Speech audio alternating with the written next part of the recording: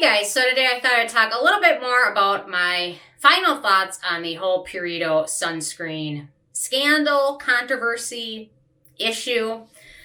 Initially yesterday I was going to put out a more polished video, and then I thought, well, it's a kind of timely, so I should get something out so people that are using it every day are aware of the issues.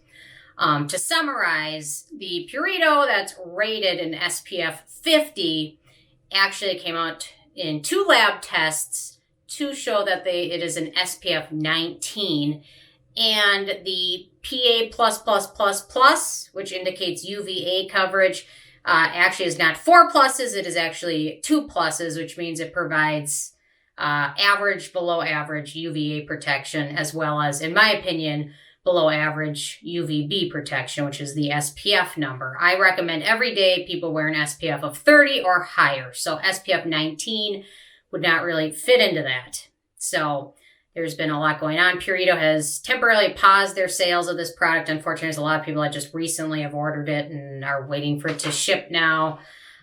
So I wanted to share the rest of my thoughts with it. So first of all, many sunscreens have had this issue. This is not a Purito specific issue. This is not even a K-Beauty specific problem. There have been sunscreens from every country that have had issues. The Ren brand, La Roche-Posay even had a sunscreen with an issue. Neutrogena, ISDIN, Nadeo, Alba Botanicals, Cancer Society, Hawaiian Tropic, Banana Boat, Dr. Jar. I could go on, but basically almost every company that's made a sunscreen at some point has had similar issues where the sunscreen in other testing just did not reflect the SPF it has labeled. So you really need to do your homework when you're picking a sunscreen. Don't trust influencers. Personally, I don't really consider myself an influencer because I'm not trying to influence anybody to do anything. What I'm trying to influence you to do is make up your own decision, make up your own mind, trust your gut. The biggest thing with trusting your gut is initially, I waited to do my review on this one for a little bit because at first the 2-filter thing just didn't quite make sense in my head. I thought about it more and I thought, well, the brand is responsible for this. They used a manufacturer to make this, and there's a regulatory board that approved this. So in my little head, I thought, well, what do I know about sunscreen more than Purito, the entire Korean regulatory board, and the manufacturers? I just assumed that there's no way I could know more about formulation than they do. And there were other influencers that believed that and said that this was a great one.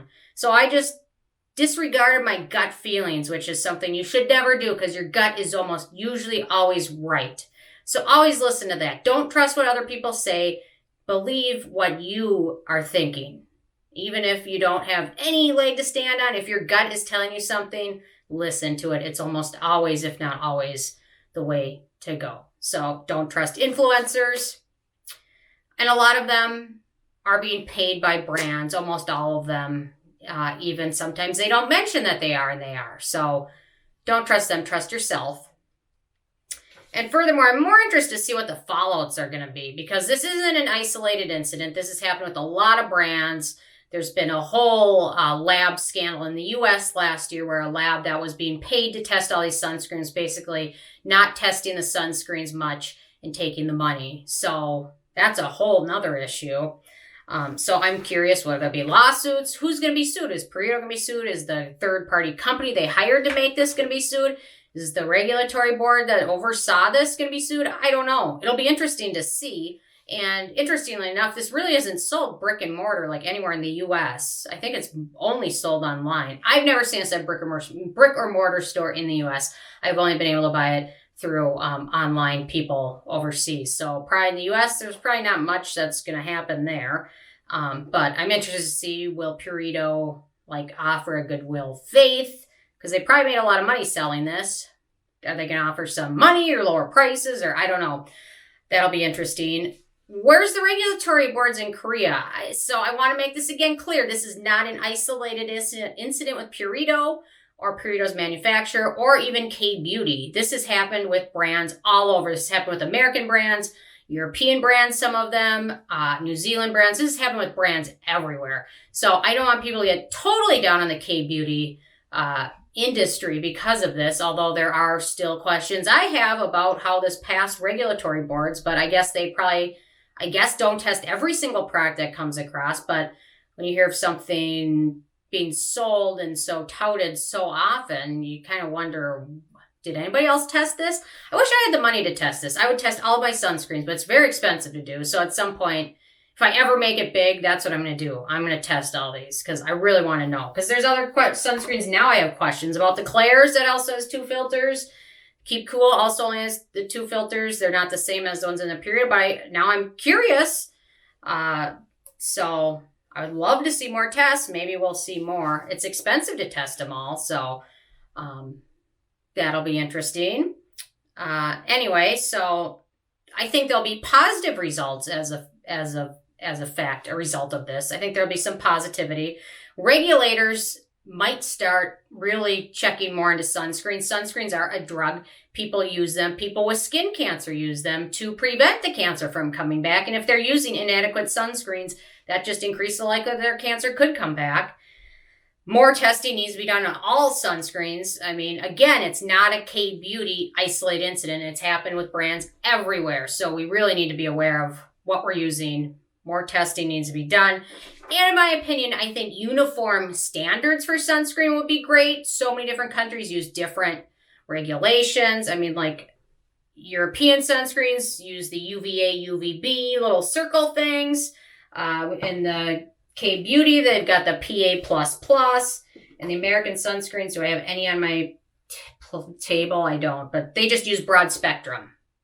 So a nice uniform standard would be great. In uniform testing, test every sunscreen in the same method so we have the same numbers so they mean the same thing all across the board would be great too.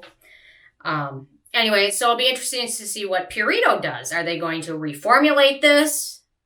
They're probably going to run their independent tests. Probably they're doing it right now as we speak. Retest it. Just remove their sunscreen selection or reformulate the rest of their sunscreens. They've got their Centella scented version and then their water comfy. So it'll be interesting to see what they do with those.